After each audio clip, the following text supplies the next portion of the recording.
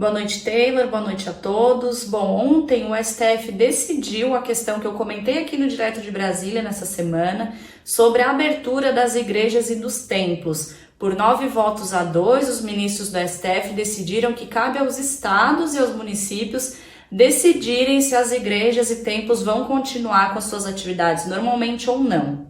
Votaram a favor da liberação total das atividades de igrejas e templos apenas o ministro Nunes Marques, que é o indicado do Bolsonaro, e o ministro Dias Toffoli. Vale ressaltar que essa decisão de que cabe aos estados a competência de abrir ou não as igrejas, ela vem ao encontro do que foi decidido lá em abril do ano passado, pelo STF, que deu total autonomia aí aos estados e municípios a decidirem quais as melhores medidas a serem adotadas para controle da pandemia. Bom, depois dessa decisão, o STF, através do ministro Barroso, deu uma outra decisão que obrigou o Senado Federal a abrir uma CPI. O que é uma CPI? É uma comissão parlamentar de inquérito para investigar as ações ou omissões do governo federal no combate à pandemia. A gente se pergunta aí qual é o critério adotado efetivamente pelo STF, porque de um lado ele determina que estados e municípios possuem total autonomia para decidir o que é melhor,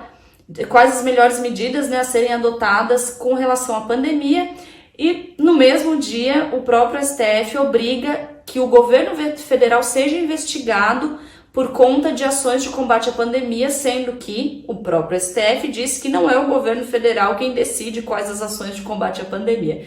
Então essa salada mista aí aconteceu toda ontem e é no mínimo um pouco estranho, essas decisões tão divergentes do STF. Até o próprio Bolsonaro questionou sobre isso, sobre o porquê que o governo vai ser investigado, sendo que estados e municípios é que têm autonomia aí com relação à pandemia.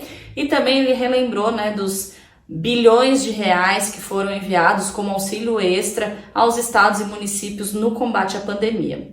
Bom, vamos ver aí no que vai dar essa CPI. Essa CPI vai durar 90 dias, que vão ser utilizados aí para investigar as questões de ações ou omissões do governo federal no combate à pandemia do coronavírus. E uma boa notícia para a gente encerrar essa sexta-feira, Taylor, é que hoje pela manhã aconteceu a primeira videochamada totalmente em 5G do Brasil e da América Latina. Essa videochamada ela foi realizada entre o presidente Bolsonaro, aqui do Palácio do Planalto em Brasília, e o ministro de Comunicações, o deputado Fábio Faria, que estava na sede da Nokia lá em São Paulo. A Nokia ela é uma das empresas que vai fornecer aí a estrutura para as empresas de telefonia conseguirem disponibilizar a tecnologia 5G. Mas por que eu trouxe essa questão do 5G à tona? Se a gente lembrar aí da reforma ministerial, da mini reforma ministerial que aconteceu no finalzinho do mês passado, um dos principais motivos dessa mini reforma ministerial foi a pressão do Centrão em retirar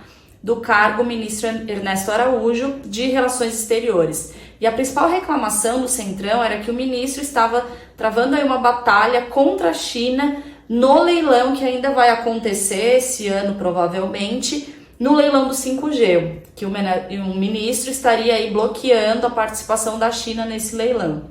Então, só para a gente relembrar esse episódio, esse leilão provavelmente acontece ainda esse ano, e ao que tudo indica, até a metade do ano que vem, até julho do ano que vem, todas as capitais do Brasil já terão pleno acesso ao 5G.